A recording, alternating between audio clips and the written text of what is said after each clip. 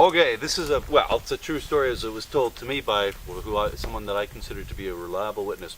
Okay, in Victoria, I don't know if you guys know the restaurant Tapa Bar down in Trounce Alley. Yeah. Mm-hmm. They have a new, they bought the space beside and they have a second Tapa Bar now that's called Bodega. And there's a woman there who's kind of like the, head hostess, whatever. Like Miss Bodega. Yeah. Okay. Anyways, my wife and I are regulars in there, so we're always talking with her and whatnot. We get gabbing about everything. And one day, about a year ago, we were talking, and I said, "Oh, what are you doing for the summer?" And she says, "Oh, my boyfriend and I were going to go do the trail of 1898 or whatever it is up in Alaska, you know, the old Gold Rush Trail." And I said, "Oh, you do a lot of hiking?" And she, "Oh, yeah." And we do a lot of outback stuff, you know. And I said, "Oh, where were you from originally?" And she goes, "I'm from Prince George." And so on a whim, anybody who's from up north, because that's where I had my first sort of exposure and experiences, that I always ask them, I say, "Oh, you ever heard of, like anybody seeing a Sasquatch or anything like that?" Ha ha ha. And she pauses, and she's this very serious, nice, just really calm, laid back kind of woman. Pauses, and she said, "Well, no, but something I had an experience once that was really strange with my friends. I've never been able to explain it." And I said, "Oh yeah, what was that?"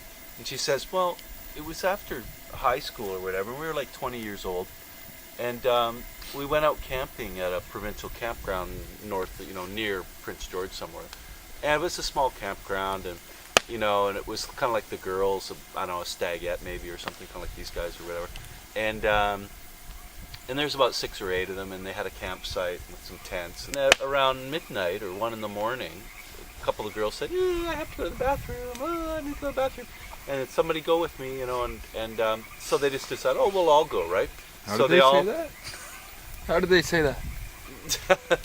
So anyways, I gotta go to the bathroom. They're heading down the trail, and in the bathrooms, the toilets are sort of off a distance and whatnot. And as they round the corner, and it's a moonlit kind of night, they round the bend in the trail, and there in front, like 10 feet in front of them, is this giant shadow of a figure, backlit, and it was huge, like just More absolutely light, Derek. huge. More light.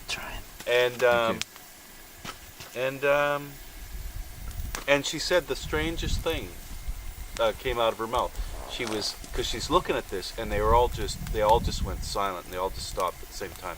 Because there's this huge silhouette of a huge figure, she says, much bigger than a man, much bigger. It was huge, but they couldn't see the facial detail because the light was from behind, right? It's just a big silhouette, and it was standing there perfectly still and silent. And she just said, "Are you human?" And then this thing just took one big stride, disappeared into the bush, and just silently disappeared. It was huge. But I said, "Oh man, that's a Sasquatch." She just sort of looked at me. "Really? You think so?" I said, "Yeah." And she said, "Yeah, her and her friends, they were all totally freaked out by it, and they've never talked about it since." Which is not uncommon, that people will just kind of bury it. They'll just kind of go, "That was really weird. I don't know what it was. It freaked me out," and they never talked about it again.